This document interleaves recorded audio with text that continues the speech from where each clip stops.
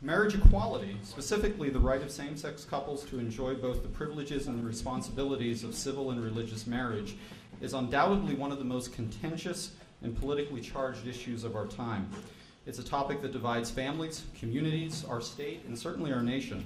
And nowhere is that division seen more than in some of our churches. One of our panelists today, Bishop baruer-rieke, will hopefully give us insight into another tradition, the Lutheran movement, which has discerned and continues to discern God's calling with respect to these issues. But we all know that the debate does not end at the church door. Tensions over the rights of same-sex couples, in civil society to have legally recognized unions have been drawing for more than 2 decades. In 1996, President Bill Clinton signed into law the Defense of Marriage Act, formerly known as DOMA. The law serves to define marriage on a federal level as a legal institution between one man and one woman. In the years that followed, 30-some-odd states have passed constitutional amendments to similarly define marriage as one man, one woman. Both California and Oregon share space on that list. But as is frequently the case among long-running skirmishes, the tide of this battle may be changing.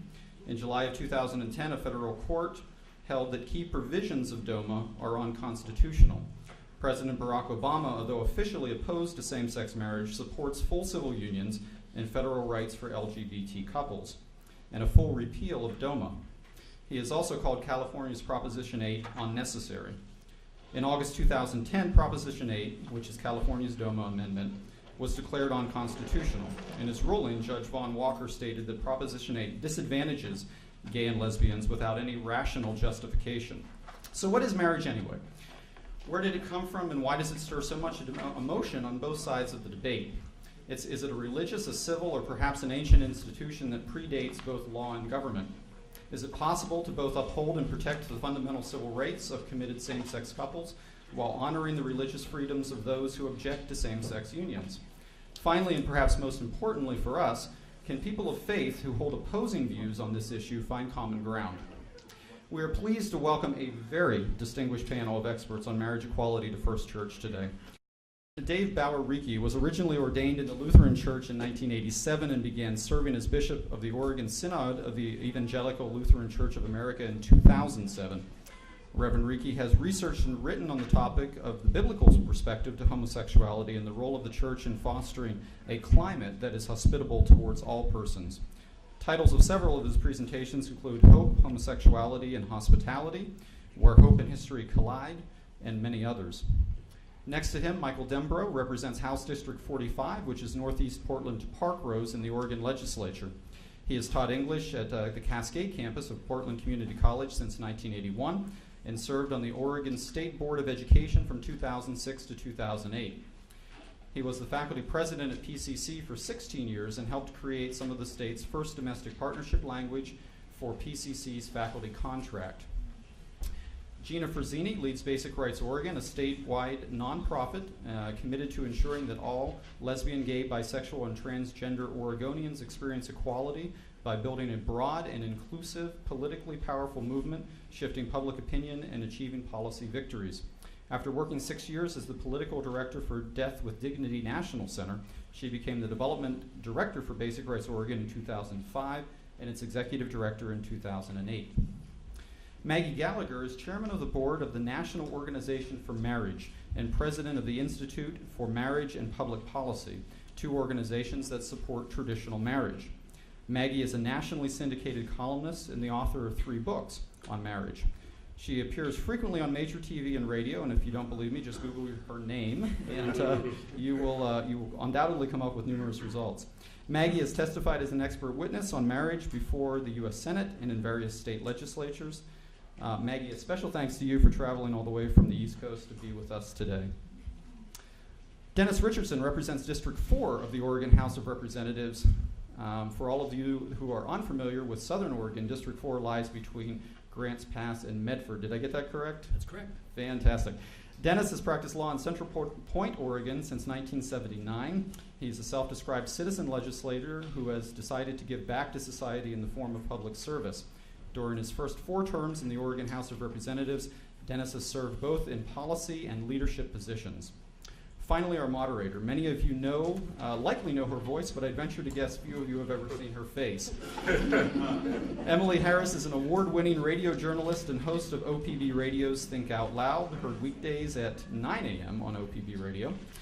Emily grew up in Portland and attended Lincoln High. Her career in radio has taken her around the globe, including Moscow, Berlin, Los Angeles, and Washington, D.C. She has been a freelance reporter for Fox News and Marketplace, a national correspondent for Now with Bill Moyers in its initial year, and certainly an NPR correspondent as well. During her time in Berlin, she reported regularly from Iraq and shared in NPR's 2004 Peabody Award for Iraq coverage. Emily is happy to be back home in the Pacific Northwest, and we are absolutely thrilled that she has agreed to moderate our panel today. Let's welcome our moderator and our panel to First Church.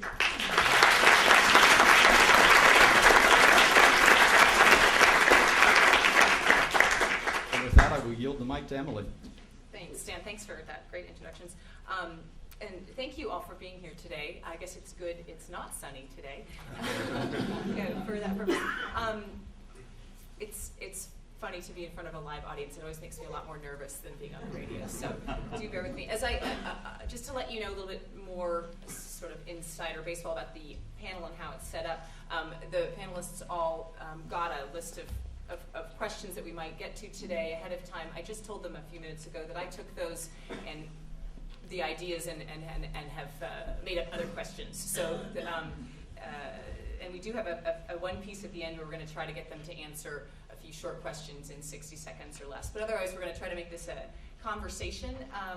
And one thing I want to say to all of you up here and also to you listening, as you are listening today, try, if you play along, to listen for something that you haven't thought about before, that you haven't considered before, something that makes you see your opponents on this issue in a different light, or makes you consider one piece in this very multi-pronged issue in a different way. That might ground you more strongly in views that you already hold, but it might allow you also to find a piece of shared belief that you don't expect. And I want to touch base with all of you up here today to see if anything came up, and I'd love to hear in the question and answer period if any of you have come up with that as well. Just ask each of you to define it briefly and tell me why you define it that way. I will start here to my right with Bishop baruer-rieke. Well, it's an easy one for me. I got a written definition. In the Evangelical Lutheran Church, as with many mainline historical denominations, we have teaching statements of the church. And so the teaching statement of the ELCA, which was adopted in August of 2009, defines marriage as a covenant of mutual promises, commitment, and hope, authorized legally by the state and blessed by God. The historic Christian tradition and the Lutheran confessions have recognized marriage as a covenant between a man and a woman, reflecting the scriptures and there's quotations. So we start with that definition and we move on.